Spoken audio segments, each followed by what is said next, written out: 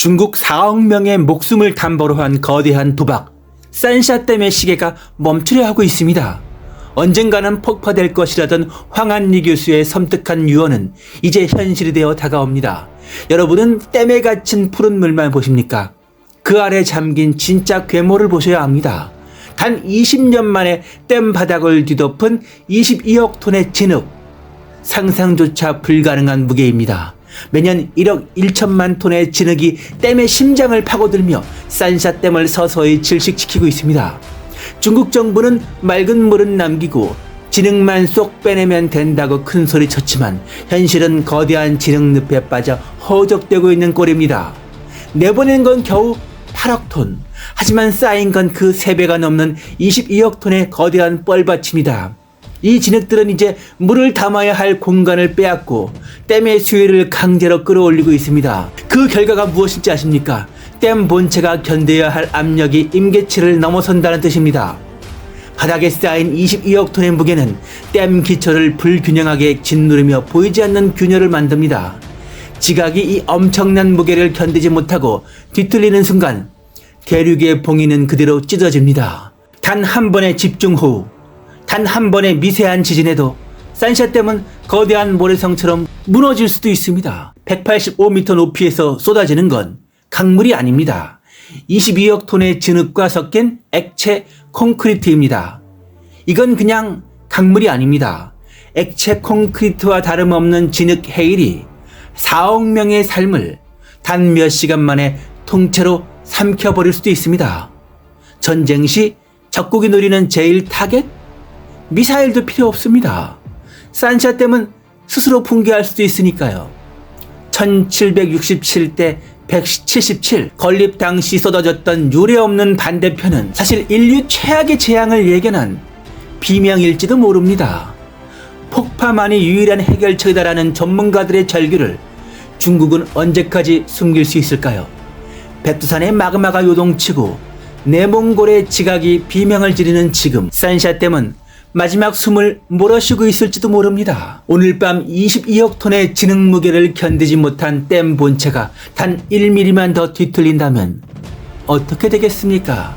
중국 멸망의 도미노가 될 수도 있는 산샤댐 바닥에 쌓인 22억 톤의 저주가 불러올 최악의 시나리오를 지금 공개합니다. 15톤 덤프트럭 1억 5천만 대의 무게를 상상해 보셨습니까? 단순히 진흙이 많다는 이야기가 아닙니다. 산샤댐 바닥에 깔린 22억 톤의 진흙은 산샤댐의 심장을 서서히 조여오고 있습니다. 중국 정부는 진흙을 내보내는 물청소 작전으로 해결할 수 있다고 자신만만해했지만 현실은 처참합니다. 나가는 건 8억 톤인데 들어오는 건 22억 톤. 이 압도적인 무게는 댐 기초 지반을 불균형하게 짓누르며 보이지 않는 미세한 균열을 만들고 있습니다. 산샤댐은 지금 스스로의 무게에 짓눌려 서서히 침몰할 수도 있는 것입니다. 강물이 아닙니다. 그것은 액체 콘크리트입니다. 산샤댐이 터지는 순간 쏟아져 나오는 것은 맑은 강물이 아닙니다. 바닥에 쌓여있던 22억 톤의 독성 진흙이 물과 섞여 거대한 진흙 해일로 변합니다. 이것은 액체 콘크리트나 다름없는 파괴력을 지니고 장강 하류를 휩쓸 것입니다. 단 몇 시간입니다. 최악의 경우를 생각해 본 것이지만 이 죽음의 진흙 파도는 4억 명의 삶의 터전을 지도에서 깨끗이 지워버릴 수 있습니다. 상하이의 고층 빌딩들이 종이장처럼 꾸겨지고 대륙의 절반이 거대한 진흙늪으로 변하는 데는 반나절도 걸리지 않습니다. 분명한 것은 흙과 무게가 계속 쌓이면 저수 용량이 줄어들고 결국 홍수 조절 기능과 선박 운항 능력에도 부담이 커질 수밖에 없습니다.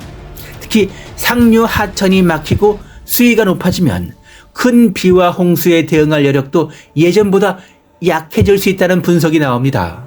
또한 흙과 모래 퇴적은 단순히 물만 탁하게 만드는 것이 아니라 집안 안정성과 수질 생태계에도 영향을 줄 수 있다는 점에서 더 민감한 문제입니다. 즉 산샤댐은 흙과 모래 퇴적이라는 오래된 숙제를 지금도 안고 가고 있는 셈입니다. 결국 핵심은 하나입니다. 산샤댐은 안전하다고 말하면서도 왜 이렇게까지 흙과 모래 퇴적을 관리해야 하냐는 부분입니다. 또한 4월 25일 토요일 중국 지진 데이터 발표를 보면 중국 지진 데이터 72% 급감을 하였습니다. 사람들은 안심하지만 우리는 알고 있습니다. 이것은 거대한 분출을 앞두고 숨을 들이마시는 지각의 임계점이라는 사실을 말입니다. 22억 톤의 진흙 저주와 10km 지층의 균열은 이제 한계치에 도달했습니다. 지진 숫자가 멈추거나 빈번하던 작은 지진들이 갑자기 줄어들면 오히려 더 큰 규모의 강진이 올 수 있다는 징후일 가능성이 있습니다. 이를 과학적으로 설명하면 우선 에너지 응집입니다. 지진은 지각 내의 암석에 힘이 쌓이다가 한계치에 도달했을 때 발생합니다. 작은 지진들이 자주 일어난다는 것은 지각 내의 힘이 분산되어 방출되고 있다는 뜻일 수 있습니다. 두 번째는 폭풍 전의 정적입니다. 작은 지진이 멈춘다는 것은 단층이 잠겨 더 이상 에너지를 조금씩 내보내지 않고 더 큰 에너지를 축적하고 있다는 의미일 수 있습니다. 이 힘이 한꺼번에 방출이 되면 규모가 훨씬 큰 지진이 발생합니다. 세 번째는 활단층의 위험입니다. 활단층에서 지진 활동이 멈추면 해당 지역의 에너지가 해소되지 않고 단층 내에 계속 쌓이고 있음을 암시하므로 장기적으로는 더 큰 위험한 상태로 해석할 수 있습니다. 물론 지진이 멈추는 것이 곧 대지진을 의미하는 것은 아니지만 지진 빈도가 높던 지역에서 갑자기 지진이 멈추는 현상은 지질학적으로 주의 깊게 관찰해야 하는 위험 전조 현상 중 하나로 봅니다. 따라서 4월 25일 중국 지진 데이터 72%가 감소했다는 것은 오히려 불안한 시그널일 수도 있는 것입니다. 산샤댐 건설에 대하여 끝까지 반대했던 사람들 중에서 특히 중국의 황한리 교수가 있습니다. 저명한 수리 전문가 황한리 교수는 산샤댐 건설에 대해 일관되게 강한 반대 입장을 유지했습니다. 그는 생애 마지막 순간까지도 산샤댐 건설이 근본적인 판단 실수였다고 보았습니다. 황 교수는 학계의 중요한 대표 인물이었고 그의 견해는 공학계에서 광범위한 토론과 논쟁을 불러일으켰습니다. 신세기 공사라는 이름까지 붙은 이 중대 프로젝트는 왜 추진 과정에서 이처럼 강한 부정적 반응을 불러왔을까요? 큰 기대를 받았던 이 거대한 계획은 도대체 어떤 공경에 부딪혔기에 관련 인사들이 이렇게 비관적인 전망을 내놓았을까요? 1992년 4월 3일 베이징 인민대회당은 엄숙한 분위기에 휩싸여 있었습니다. 이날 전국인민대표대회 대표들은 국가 발전 방향과 관련된 중대한 안건에 대해 표결을 진행했습니다. 최종 투표 결과가 발표되자 회의장에서는 뜨거운 박수가 터져나왔습니다. 찬성표는 1767표, 반대표는 177표, 기권은 664표였습니다. 이 수치는 참석 대표들의 전반적인 분위기를 분명하게 보여주었고 회의장의 열기는 절정에 달했습니다. 산샤댐 공정 건설 계획이 공식적으로 승인된 것입니다. 이 중대한 결정은 산샤댐 공정이 실제 시행 단계로 들어섰음을 의미했습니다. 전문가 그룹의 세부 논증과 평가를 거친 뒤 설계안은 최종적으로 주관 부문의 승인을 받았습니다. 중국의 중요한 수리 허브 공정인 이 사업은 정해진 방안에 따라 질서 있게 추진될 예정이었습니다. 이 프로젝트의 시행은 장강 유역의 홍수 방지, 전력 생산, 수운 개선 등의 깊은 의미를 갖고 있었습니다. 공정팀은 즉시 각종 준비 작업에 착수해 사업이 순조롭게 진행되도록 할 계획이었습니다. 그러나 지지의 목소리 속에서도 의문과 우려의 목소리는 존재했습니다. 황한리 교수를 비롯한 9명의 수리 분야 전문가는 이 프로젝트에 대해 단호히 반대하는 입장을 보였습니다.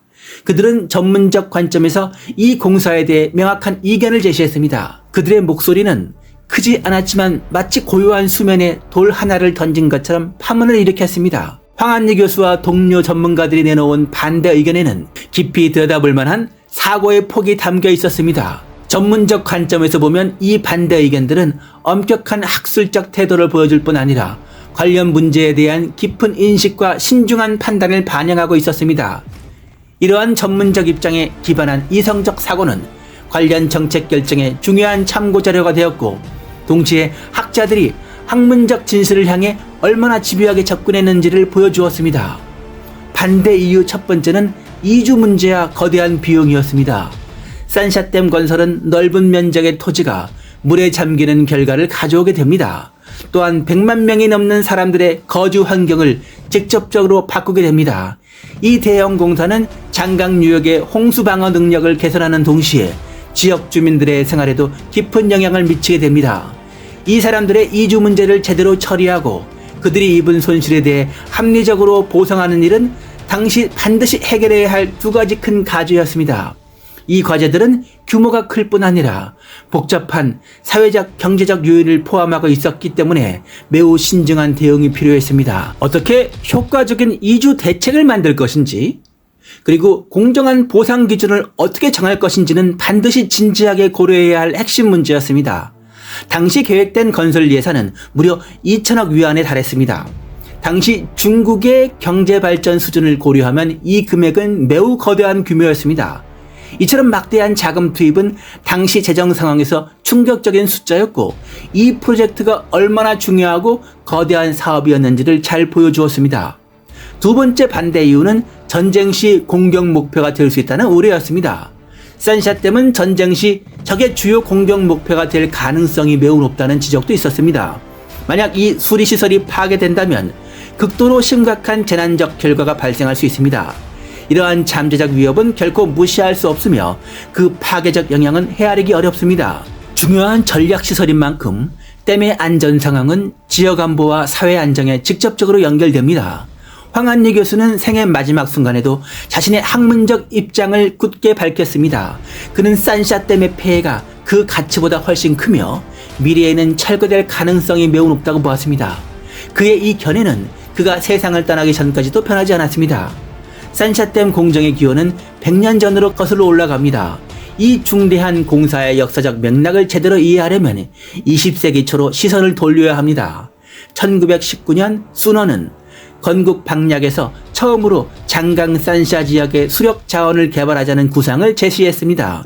이 구상은 훗날 산샤 공정 건설의 씨앗이 되었습니다. 이후 1944년 미국 엔지니어 사비지가 중국을 방문해 현지 조사를 진행했고, 이른바 사비지 계획을 제안했습니다. 이는 산샤 공정의 타당성 연구를 더욱 진전시키는 계기가 되었습니다. 시청해주셔서 진심으로 감사드리겠습니다. 구독과 좋아요 부탁드리겠습니다.